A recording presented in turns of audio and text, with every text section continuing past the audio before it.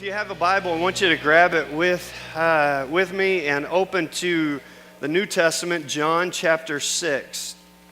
John chapter 6, and you can hold your place there for a second.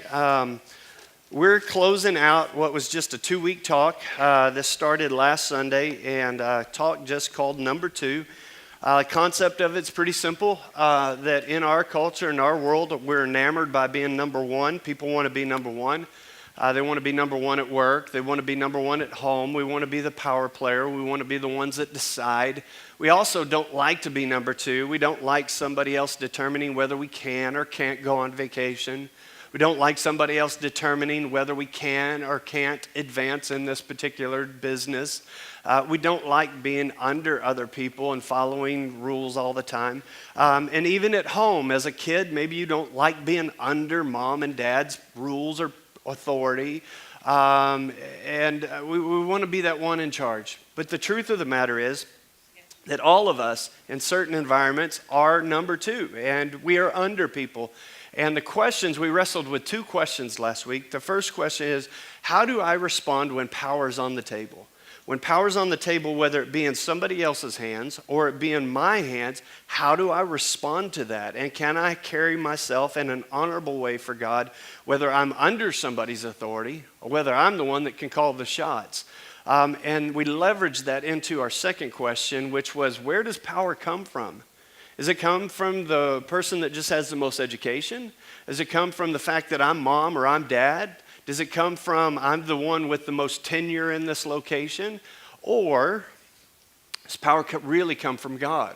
And has God entrusted power to somebody that might be over you? Has God entrusted power to you and you're actually over some other people?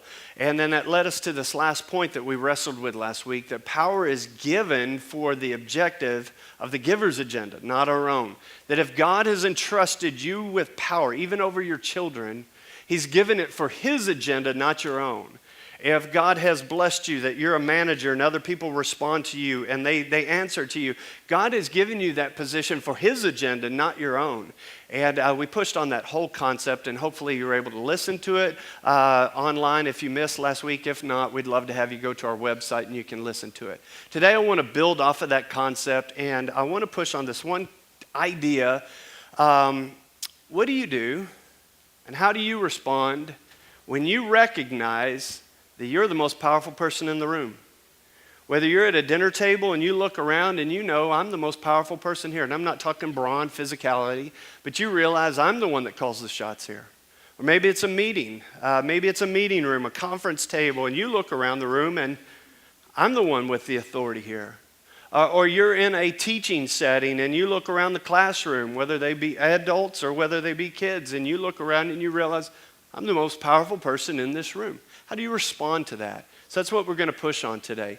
Maybe y'all have seen this video going around, but there's a viral video of this lady, this confrontation with this lady in Oklahoma City, this panhandling woman, this older lady who has been panhandling, and this guy's at this particular gas station. He sees this elderly lady that he had been giving money to every day, and he sees her driving this really fancy car. Have y'all seen that video? It's kind of going viral, and he just loses his wits. He's like, I'm going to smash your windows, and he is just losing it. And there's something there in that. Let's place this in the context of generosity. When you see abuse of something, when you're generous and you see that generosity get abused, it makes you suspicious of being generous in future environments. You're generous to somebody and then you watch them abuse that generosity, it makes you suspicious of being generous in other areas. Like they're just going to do this with it, or they're just going to do that with that. That same principle holds true with power. If you've been under somebody who had power over you, authority over you, position over you, and they abuse that power, it makes you suspicious of being a servant when you're under somebody's power. It makes you suspicious of what a man or a woman wants to do with their power. If maybe you were in a first marriage and it was really jacked up and it was a power play and it was abusive and you got out of that thing and then God opened a door down the road and you remarried and you're with somebody, you become suspicious of any power play looking scenarios based off of what you experienced there. This tendency of how do I respond when power's on the table? It's interesting because Jesus acted completely different than most people when power was on the table. We would think that Jesus would have embraced power. He would have engaged it. He would have seized it. That's what people wanted him to do. But you see time and time again in the New Testament, Jesus actually pushing the power away, not apprehending it, not seizing it. For instance, you see there in John chapter 6, verse 14. And in verse 14 it says, after the people saw the miraculous sign that Jesus did, they began to say, surely he is the prophet who has come to the world. Jesus, knowing that they intended to come and make him king by force, withdrew again to a mountain by himself. Now, they weren't necessarily going to force him to be king. What they were going to do is they were going to take the kingdom by force. We're going to storm the citadel, so to say, and then we're going to install Jesus as king. And Jesus recognizes this, and he pushes away. He withdraws. He disappears.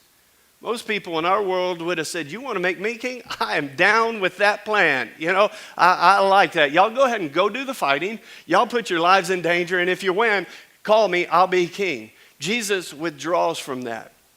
So much so that John chapter 6, people get very heated by it. They get very agitated with him that he doesn't want to embrace, seize this power.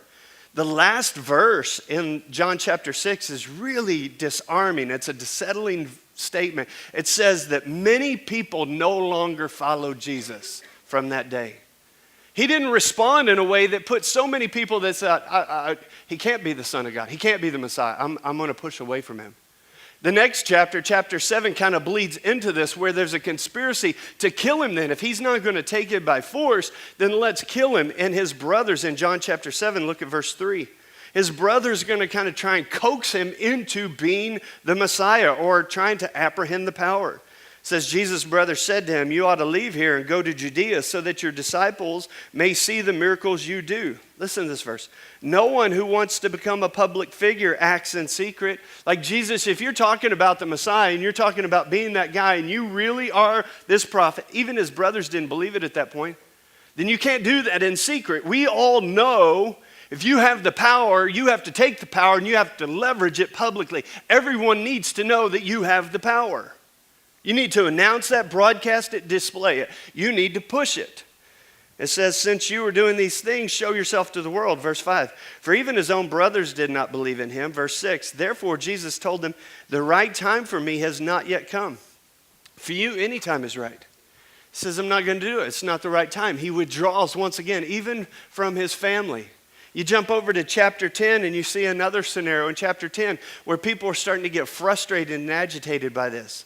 Chapter 10 in verse 22, it says, then came the feast of dedication at Jerusalem. It was winter, and Jesus was in the temple area walking in Solomon's colonnade. Many people believed that the Messiah would announce inside the temple that he was the Messiah and there'd be a great demonstration. So they're watching him. We think he's the guy. We're watching him, and he's just walking around. He's not doing what we think he ought to do, so they're going to push him with a question. They're going to say, how long will you keep us in suspense? If you are the Christ, tell us plainly. Jesus, everybody knows that if you're the most powerful person, you have to announce it, you have to broadcast it, you have to leverage it. When you're dad, you need to leverage it to your kids. I'm dad, I'm the most powerful person. When you're the manager, you need to leverage that to your associates. I'm the manager, I'm the most powerful person. We all know that you should announce it, broadcast it, seize it. And Jesus continues to push away from this. Chapter 12 says in chapter 12, verse 12, says the next day the great crowd had come for the feast, heard that Jesus was on his way to Jerusalem. They took palm branches and went out to meet him, shouting, Hosanna, blessed is he who comes in the name of the Lord. Blessed is the King of Israel. Stop right there. He is not the King of Israel yet. They're announcing their intentions. They're announcing that we intend to make him king. He is finally coming into Jerusalem, and this is Passover week. We don't know if it's going to happen before Passover or after Passover, but somewhere in this week, he is going to finally seize the power. He is going to establish himself as King of Israel. says, and Jesus found a young donkey and sat upon it, as it is written, do not be afraid, O daughter of Zion. See, your king is coming, seated on a donkey's colt. They're all clamoring, the king of Israel, the most powerful man, the most powerful man. And Jesus saying, is there a donkey that I can ride on? No chariots, no regal horses, no flowing cascade off of it. Now, just give me a colt, just give me a donkey. Just this pushing away from the power. It's very interesting. To where you come to this next chapter, and this is where we're anchoring. Chapter 13. There's been this build to chapter 13. Chapter 13 is about 24 hours before Jesus is going to be betrayed. He is going to be convicted. He is going to be beaten brutally. He is going to be crucified. He's about a 24-hour window from all of that playing out. He is going to have a final meal with his disciples. He has been with them for about 3 years. He's laughed with them. He's cried with them. They've journeyed together. He's led them. He's taught them. He's challenged them. He's rebuked them. He's encouraged them. They are close. He even calls them on one occasion, I don't call you servants, I call you friends. Love you guys so much. And he knows I'm about to be gone. It has been a very tense week. If you look at the week of this whole leading into Jerusalem is a very active week.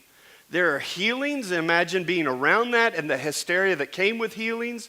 There are people trying to make him king. There's confrontations with leaders and with Pharisees. So it's getting tense. There's a conspiracy to kill Jesus that's brewing.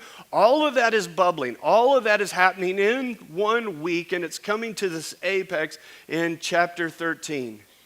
And Jesus is going to walk into this environment, and he's going to have a conversation with him. Now imagine for just a moment before we read. Imagine you're one of the disciples. You've been following Jesus for 3 years.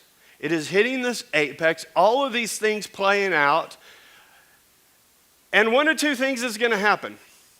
Either one, the people are right.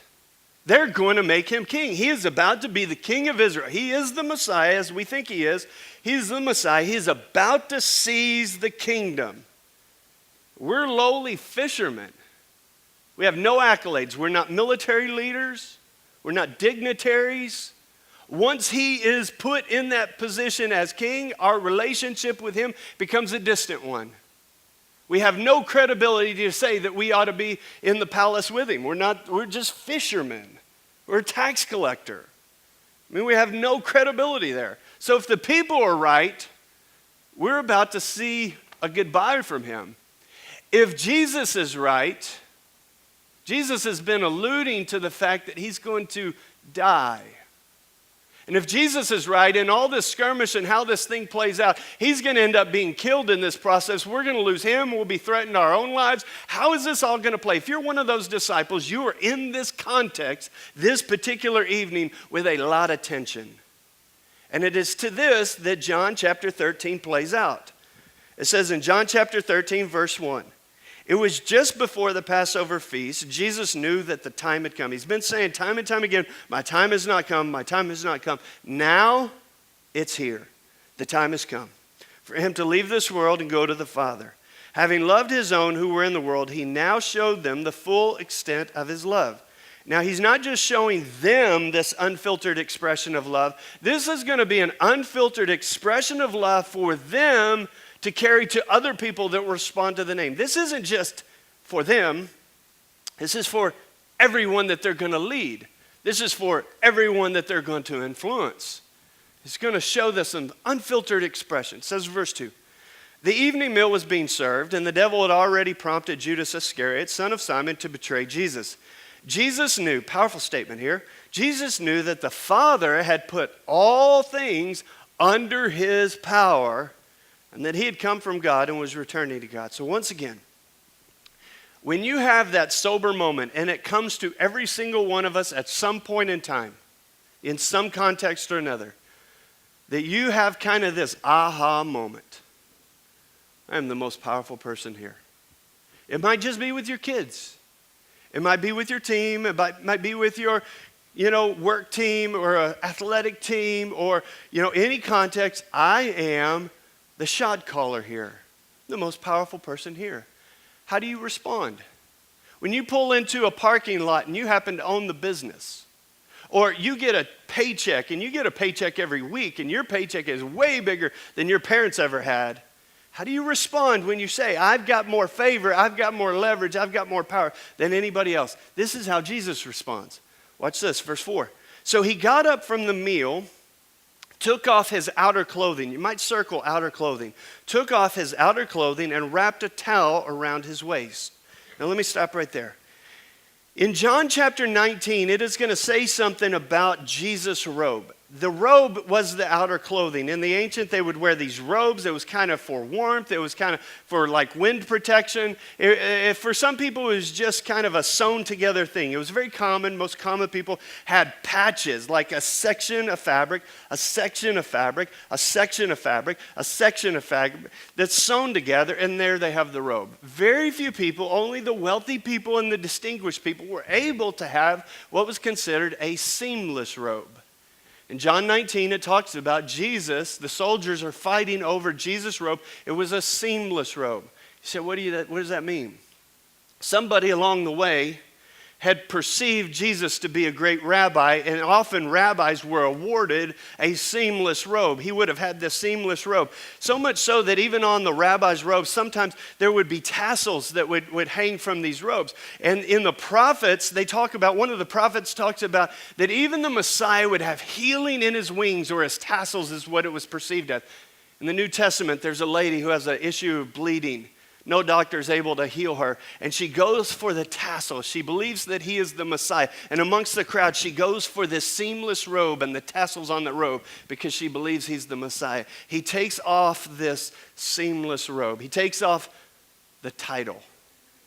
He takes off the visible thing that everybody knew. I don't have one of those. The thing that leveraged him above everybody else, he takes that off. He separates himself from the premier parking spot. He separates himself from the corner office. He separates himself from the thing that everybody leverages as a power definer. He sets it down, takes a towel, puts it around his waist, and then he assumes the position of a servant. He starts, as crazy as this is, he starts washing feet. Watch this. It says, he got up from the meal, took off his outer clothing, wrapped a towel around his waist. Verse 5. After that, he poured water into a basin and began to wash his disciples' feet, drying them with the towel that was wrapped around him. Now, we kind of race past that. There's something very natural there. He was washing men's feet. Most men have nasty feet. This is a day where they're wearing open sandals, they're traveling around. Those feet probably were like rough wood or something, sandpapery, calluses. If you've ever been to Busch Gardens or Disney World and you're standing in line checking out men with sandals, you're like, golly. I mean, fungus on 3 toes and it's jumped to this toe. Nails that are curled under the toes. There's dirt like in between and sprouts are growing out. It's like, God, that's nasty. Clean that. Ladies all pedicured and men is like, eesh, Now, I can't smell. I've never been able to smell. Like a blind man can't see, I can't smell. Never been able to smell. I imagine those feet were pretty smelly too. I imagine Jesus is down there like, whoa, Thomas, we got to do something about this, But he's washing them. It's just a natural thing. He's just washing them. Peter is watching this. Peter is watching this display, and he's going to come to Peter, and Peter's going to object to this. Peter does not approve of this reversal of order. Here's the deal. Peter knew he was just a fisherman. Peter had this aha moment that he is really bad and Jesus is really good. Peter not only thought Jesus was the most powerful person in the room, he thought he was the most powerful person in Jerusalem. Not just in Jerusalem, but the most powerful man in the world. And not just the most powerful man in the world. Peter thought Jesus was the most powerful person ever. He's the first one to say, when people were saying, I think you're a prophet, I think you're Jeremiah, Elijah, something like that, you're sent from God. Peter's the one that clamors, I think you're the Messiah. I think you are the very Son of God. I think you're the one that's been sent into this world. In little over 24 hours, Peter's going to be the one in a garden fighting for Jesus. He's going to slash off a guy's ear in defense of Jesus because he believes that Jesus is the Messiah. That's Peter. And Jesus is going to come to wash him, and Peter's going to object. Verse 6, he came to Simon Peter, who said to him, Lord, are you going to wash my feet? Verse 7, Jesus replied, you do not realize now what I'm doing, but later you'll understand. No, said Peter, you should never wash my feet. Jesus answered, unless I wash you, you have no part with me. There's a great tension there. Peter's like, I cannot permit this reversal of order. And Jesus says, if you don't let this happen, you've missed our 3 years. You've missed who I am, you've missed my work, and you won't carry it out correctly. You'll have no part with me. You'll find yourself leaving and never returning. So Peter's going to respond, and he says this in verse 9, then Lord, Simon Peter replied, not just my feet, but my hands and my head as well. Jesus answered, a person who has had a bath only needs to wash his feet, his whole body's clean, and you're clean, though not every one of you. For he knew who was going to betray him, and that was why he said not everyone was clean. So here we go, verse 12. When he had finished washing their feet, he put on his clothes and returned to his place. Do you understand what I've done for you? He asked them. You call me teacher and Lord, and rightfully so. For that is what I am. He pulls off and he says, listen, do you guys get what just happened? Like y'all talking about me being Lord and teacher. No more pushing away of the accolades. No more not seizing of the power. You're exactly right. That is exactly who I am. I am that guy. I am Lord. I am teacher. And then he's going to say this. He says, verse 14, now that I, your Lord and teacher, have washed your feet, you also should wash one another's feet. I have set you an example. I have set you an example that you should do as I've done for you. Tell you the truth. And here's a statement that is so large, it is so great, and yet it is so difficult.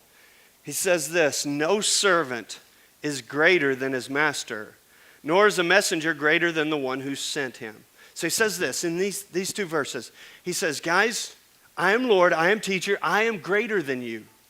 And I have set for you an example. I have put in place a pattern, a target on the wall, a compass for you to define your life by. You use this target on the wall, this compass, to measure yourself. And remember, no servant is greater than his master. This is something that is really, really difficult for us to absorb and us to wear. He goes on to say in verse 17, now that you know these things, you will be blessed if you do them. And you know what? History shows that they did it. History shows that these disciples, after Jesus' death, after his resurrection, he is with them for a short period, then he ascends back to heaven, and then he commissions them to go out into all that known world and share the gospel of Christ. And you know what? They did it. See, here's something that's interesting. They became the powerful people. These were disciples that were under Jesus, but once Jesus was gone, and they go out into the world, they're not second-hand witnesses or third-hand witnesses. These are guys that were with Jesus. They knew Jesus. They sat with Jesus. They ate with Jesus. They're the power players now. And they could have gone into all the world and said, I'm the big shot. Y'all should serve me. I'm the one you should pardon everything for. But you know, history shows that these guys, almost every single one of them, ended up being martyred for the gospel of Christ. History shows that these guys and what they began and what they launched and triggered began a movement of doing things that were very countercultural. The ancient culture was of survival of the fittest. Top dogs rule, lower dogs are cast out. And they would establish things like what came to be known as orphanages, came to be known as hospitals, that just because somebody's sick or just because somebody's been widowed or just because somebody's been marginalized doesn't mean they should be cast out. Let's embrace them. And these guys leveraged this example into their world, and that thing still rings out today. This idea, no servant is greater than his master. So let me ask you and push into your world. Where you are, the context and the environment that you are, where you're the one with the power, are you greater than Jesus? And if not, then there's an example that you and I have to follow as well. What does a modern day foot washing look like? Like, we might not do that today in that same context. But what does it look like for you, push on something, for you to wash feet at your home? Or for you to wash feet at your work? Or for you to wash feet, let's say, in a church environment? Two things I think come to play, and you can write these in your notes. Two things come to play. First is a consistent reality check. A consistent reality check. When I say reality check, in the ancient, the servants knew that they were the servants, and the non-servants knew they weren't the non-servants. Everybody knew their roles. Jesus is kind of pushing on that, but watch this. In our world, people tend not to do anything that's not a defined responsibility. Let me say that again. People in our world, whether at work or at home, tend to not do anything that's not a defined responsibility. Let me put it as a home context. Let's say, parents, you come home and there's a bag of Oreos spilled everywhere. What's your question? Who made this mess? Does it not drive you nuts when nobody made the mess? You're like, who made the mess? Not me. Not me. Not me. Oh, so the cat did it, okay? So who? The Oreos weren't here when I left, you know? And what are you looking for? You're not just looking for someone to assign blame. You're really looking for a kid, any kid, it doesn't matter, just to simply say, it wasn't my mess, but I'll clean it up. I'll take responsibility for something that's not even defined as my own. You want somebody to have kind of a reality check and say, I'm willing to help, or I'm willing to serve. Here's a healthy reality check for you and me to wrestle with this week. Healthy reality check first is, I am not greater than Jesus. Think about that for a second. Would you object to that? Would you say, I am greater than Jesus? You would be really arrogant if you did. I mean, honestly, I think everyone, even a person that's not full-blown in faith, would pull back and say, I'm not greater than Jesus. I mean, we're talking Jesus, you know. I'm not greater than Jesus, and especially if you're a person of faith, where you believe he is who he said he was, you would definitively say, there's no way that I'm greater than him. Number two, I am not exempt from his example. I'm not exempt from his example at home. I'm not exempt from his example at work. I'm not exempt from his example anywhere I go. There's no context where I get to say, I don't have to serve in those areas. I don't have to do his example. And then the third is, I'm commissioned to serve. If you pull back with a healthy reality check and say, you know what, in every context of my life, whether I'm under power or whether I have the power, I'm not greater than Jesus. I'm not exempt from his example, and I've been commissioned to serve.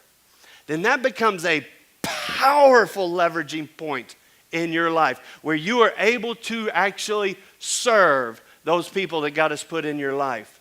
I wrote this in my notes, a statement about this. I said, as a Christian, if we don't serve or wash feet, we leverage our power for our own agendas. We in part are saying, Jesus, I'm a little greater than you. If you could pull back and say, yeah, Joel, I'm not serving at work. I don't serve my associates. I don't serve my team. I don't serve my boss. I don't like him. I don't like her. I'm a little greater than Jesus. I don't have to serve in this example. Yeah, but Joel, you don't realize what they're doing to me. They're going to try and kill me. They're going to try and stop me. They're going to try and bury me. I don't have to serve. I'm exempt from the example. Or, I've been entrusted with this position. I'm the leader. In this industry, we have to leverage our power. We have to seize it, embrace it, leverage it. I'm a little greater than Jesus in this context. I think it's a powerful reality check if in any context you live in, you were to pull back and say, I'm not greater than Jesus. I'm not exempt from his example. And three, in this context, I am commissioned to serve. Kids, I see a number of kids over here. You too, at home.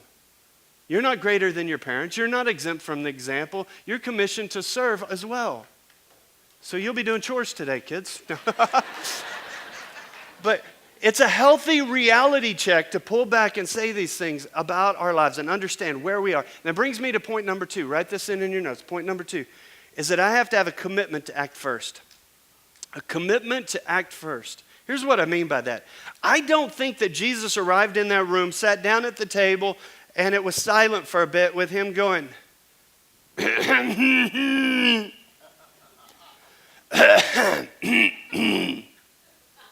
All right, if nobody's going to wash my feet, I'll wash them. You want something done, you got to do it yourself. Parents, you ever done that with the Oreos on the floor? It's like, and nobody's moving, and finally like, all right, I'll clean it up. I don't think Jesus went into the room that way.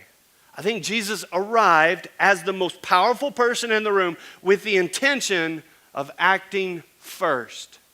So think about this. In the environments that you find yourself in a given week, are you arriving to those environments with the intention and the plan to act first in serving? Do I show up at work with a mindset, I need to serve somebody here. I need to wash somebody's feet here?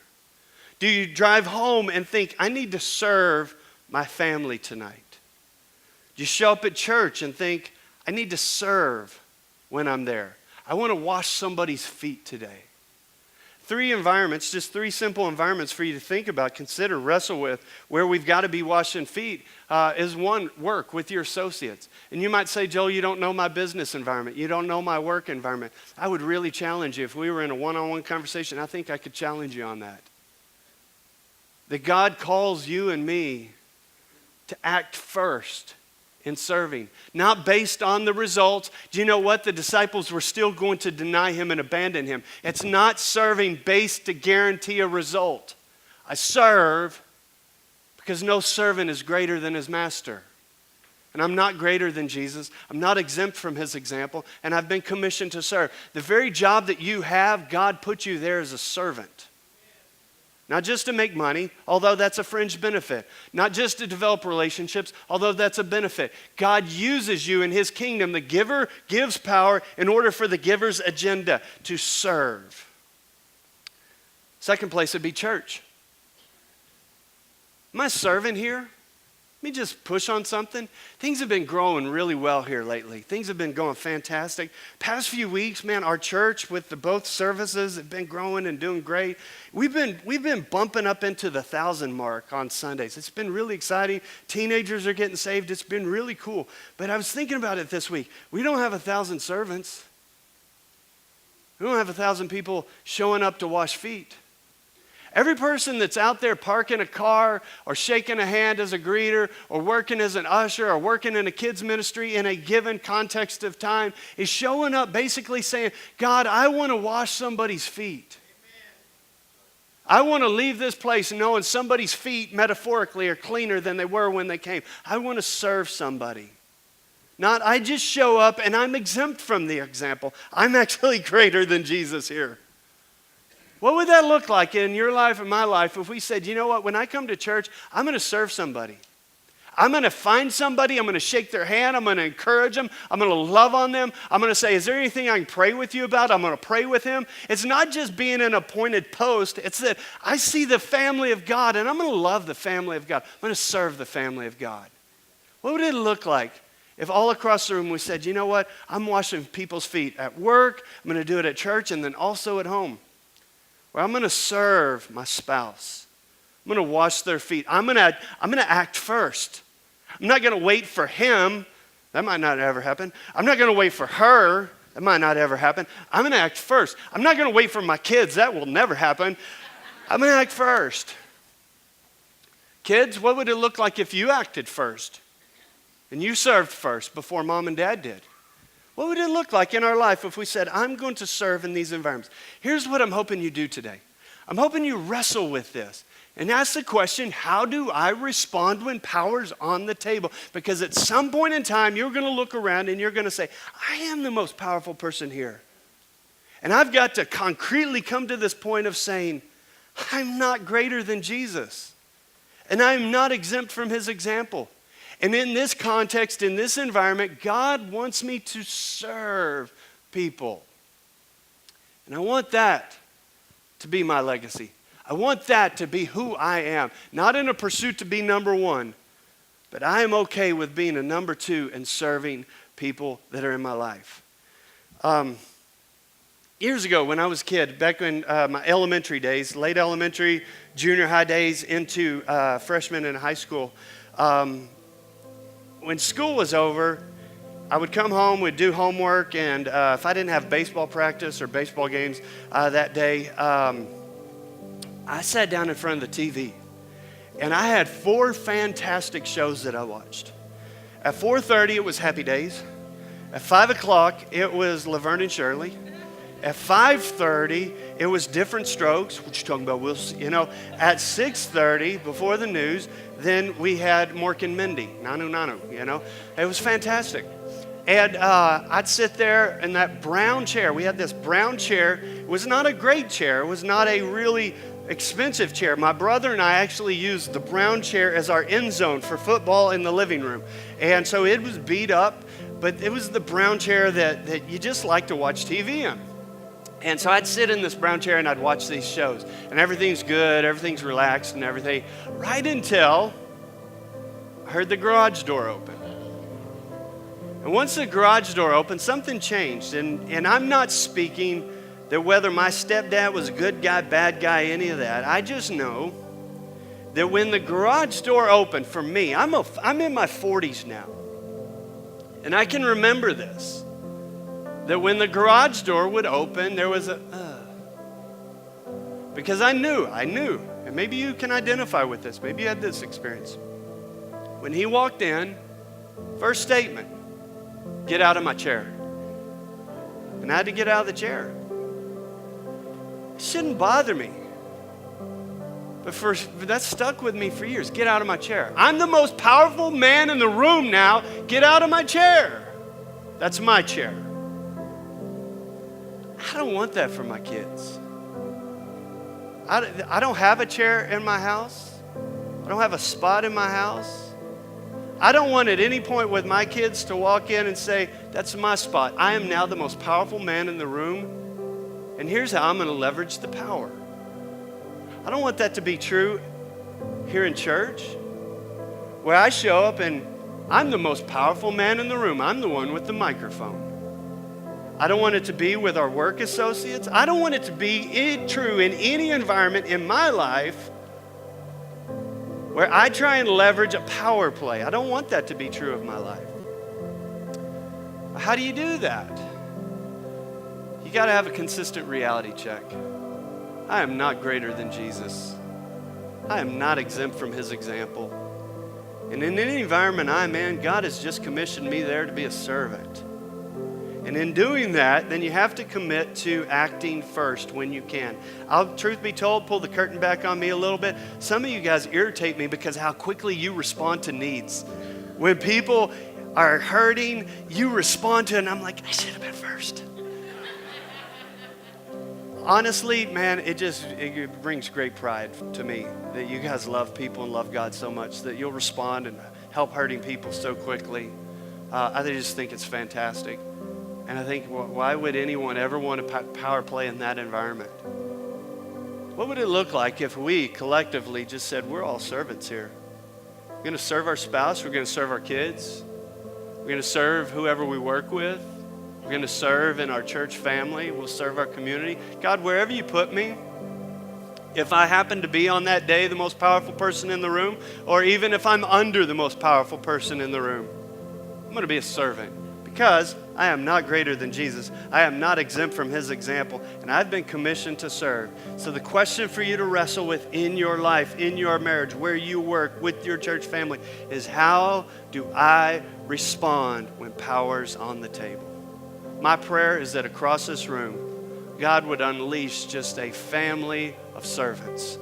That we go serve our families, that we go serve our world, that we go serve our work associates, and that by that, Jesus' name would be lifted high. And you know the fringe benefit for you is Jesus said to the disciples, you will be blessed if you do this. There'll be such a blessing in your life. Such a blessing if you say, God, I'm a servant and I'm just going to serve the people in my life. My prayer is that you wrestle with this. If you need some adjustment and you need changing, let the Spirit of God speak to you this week.